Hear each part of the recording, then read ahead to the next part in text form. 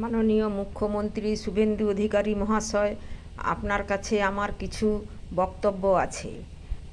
আপনি মুখ্যমন্ত্রী হওয়ার পর ঘোষণা করেছিলেন যে মেয়েদের জন্য আপনি ফ্রি সার্ভিস সরকারি বাস চালু করবেন।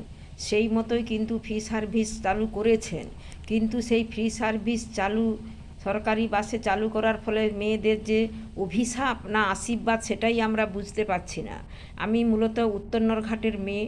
আমি ওইখান থেকেই মাতঙ্গিনী সেতুর কাছ থেকে হাওড়া আলমপুর পর্যন্ত প্রায় যাতায়াত করি সরকারি বাসে, কারণ বেসরকারি বাসগুলো কেউ 80 টাকা, কেউ 90 টাকা, কেউ 100 টাকা নেয়।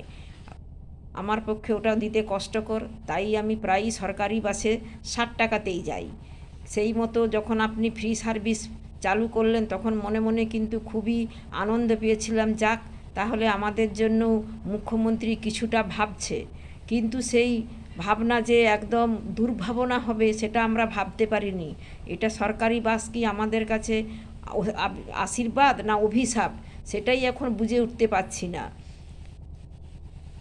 কারণ সরকারি বাসে গত 23/6/2026 তারিখে আমি উত্তর নরঘাট থেকে সরকারি বাস ধরার জন্য প্রায় 1 ঘন্টার মতো দাঁড়িয়েছিলাম, কিন্তু দেখলাম প্রত্যেকটা সরকারি বাস হাত দেখানো সত্ত্বেও তারা কিন্তু দুরন্ত বেগে বেরিয়ে যাচ্ছে।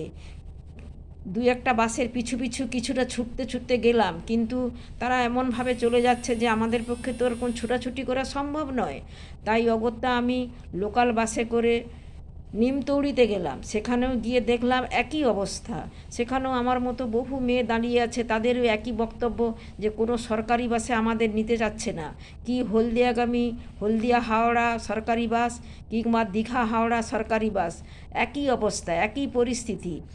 কিন্তু আমরা ভেবে পাচ্ছি না কেন আমরা এইভাবে অবহেলিত অপমানিত হব।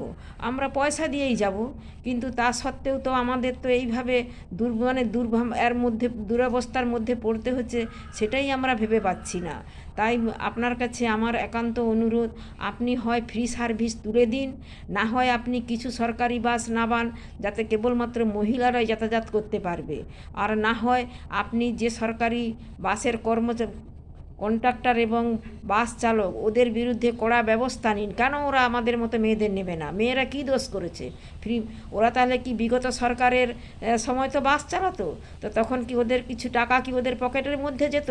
আপনি মুখ্যমন্ত্রী হওয়ার পর ফ্রি ঘোষণা করে দেওয়ার পর ওদের মনে হয় সেই টাকাতে ভাটা পড়েছে। সেই জন্য আমি আপনার কাছে একান্তভাবে অনুরোধ করছি, আপনি আমাদের এই বিষয়টি নিয়ে একটু চিন্তা ভাবনা করবেন। কারণ আপনি আমাদের মেদিনীপুরের গর্ব, আপনি মেদিনীপুরের গর্ব। আপনার কাছে আমাদের এইটুকু দাবি রইল, কারণ আপনি তো আমাদের উত্তর নরঘাটে প্রায়ই আসছেন। যখন বিরোধী দলনেতা ছিলেন তখনও এসেছেন, এমএলএ ছিলেন এসেছেন, এমপি হিসাবেও এসেছেন। বিশেষ করে আপনি নরঘাট উত্তর নরঘাটের এনএসসি ক্লাবের যে কোনো অনুষ্ঠানে আপনাকে আমরা দেখেছি। হয়তো আপনার কাছে আমরা যেতে পারিনি, কারণ আমরা সাধারণ একজন কর্মী। আমি নন্দকুমার বিধানসভার অন্তর্গত মণ্ডল 4-এর 237 নম্বরের বুথ সভাপতি। এটা আমার রাজনৈতিক পরিচয়, কিন্তু তার চেয়েও বড় পরিচয় আমি একজন মেয়ে হয়ে কেন আমরা সরকারি বাসে সুযোগ সুবিধা পাবো না, সেটাই তো বড় প্রশ্ন আপনার কাছে।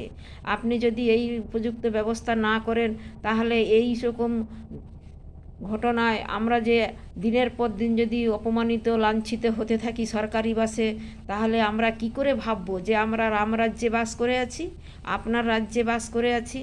আপনি সব দুর্নীতির বিরুদ্ধে লড়ছেন, তাহলে এই সরকারি বাস চালক এবং কন্ডাক্টরের বিরুদ্ধেও আপনি সেইভাবে কঠোর ব্যবস্থা নিন। কেন ওরা মেয়েদের দেখলে বাসটা দুরন্ত গতিতে নিয়ে চলে যাচ্ছে মেয়েদের না নিয়ে? আশা করি আমার এই বিষয়টি নিয়ে একটু ভাবনা চিন্তা করবেন। কারণ আমি তো একজন সাধারণ মহিলা, তবু আপনার কাছে আমার একান্ত অনুরোধ রইল এই বিষয়টি একটু ভাবনা চিন্তা করে দেখার জন্য। নমস্কার, ধন্যবাদ।